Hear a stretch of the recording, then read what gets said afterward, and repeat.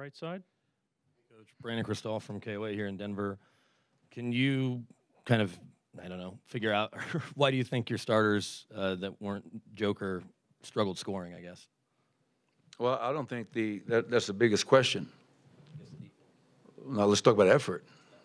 I mean, this is the NBA Finals, and we're talking about effort. That's a huge concern of mine. You know, and you guys probably thought I was just making up some storyline after game one when I said we didn't play well. We didn't play well. And tonight, you know, that the starting lineup to start the game is 10-2 Miami. Start the third quarter. They scored 11 points in 2 minutes and 10 seconds.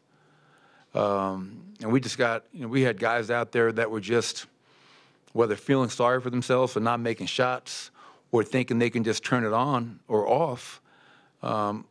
This is not the preseason. This is not the regular season. It's not round. This is the NBA Finals. And that, to me, is really, really perplexing, disappointing. And I asked the team, I asked our players, you guys tell me why we lost. And they knew the answer. Miami came in here and outworked us. And we were, by far, our least disciplined game of these 16 or 17 playoff games, whatever it is now. So many breakdowns.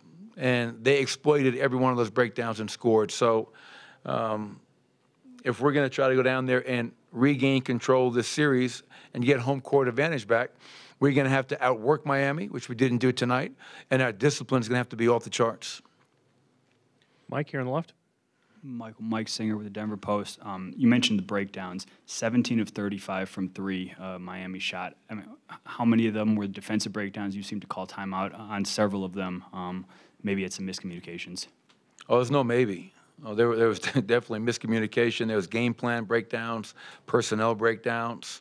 You know, there were guys like Max Strus, and you know that Max, and I said it after game one, he's 0 for 9 in game one. You know he's going to make shots, and he got off to a really hot start tonight, cooled down a little bit. But he gets 10 threes off. Gabe Vincent gets 6 off. Kevin Love gets 6 off. Duncan Robinson gets 3 off. And those are guys that we're supposed to have a heightened awareness to. As I mentioned after game one, the fact that they got 16 wide open threes was concerning. They didn't make them.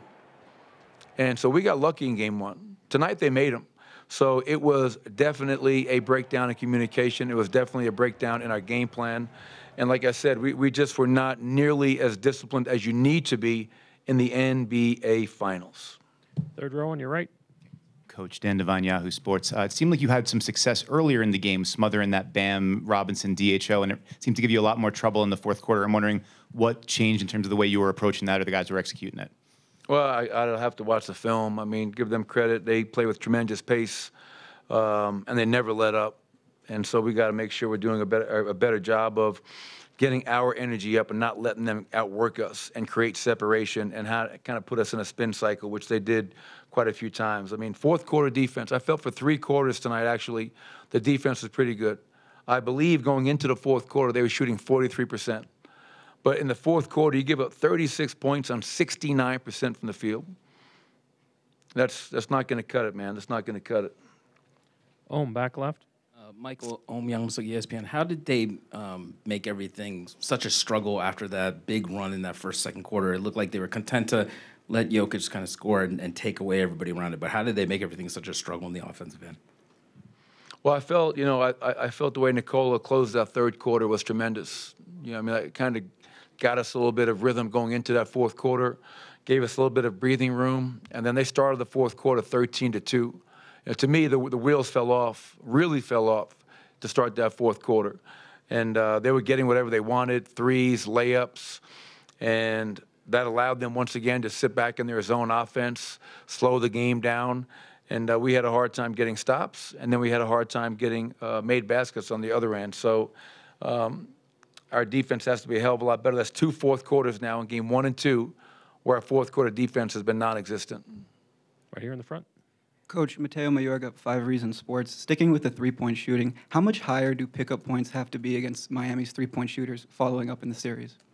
Well, you have to understand who you're guarding. KYP discipline. You know, so if you're guarding a Duncan Robinson, a Gabe Vincent, a Kevin Love, a Max Strus, you have to guard them at the 4-point line. I believe, talking about lack of discipline, I think we fouled at least 3 jump shooters tonight.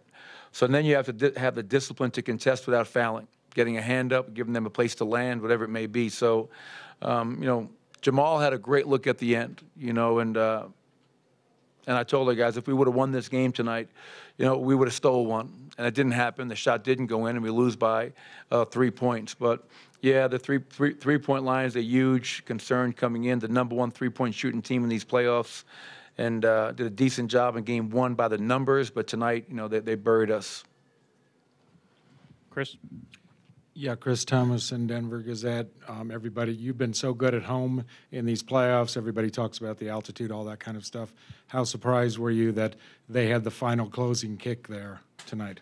Yeah, I think the altitude is too much is made of that. I think, and Miami's been here for probably like a week now, so they're acclimated. And so I really don't think that's the reason why we've won games at home. I think our players deserve credit, our fans deserve credit.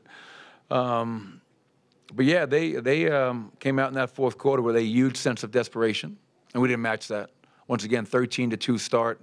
They kind of take control of the game, and just our inability or unwillingness to get stops and have a defensive mindset in the fourth quarter was very problematic.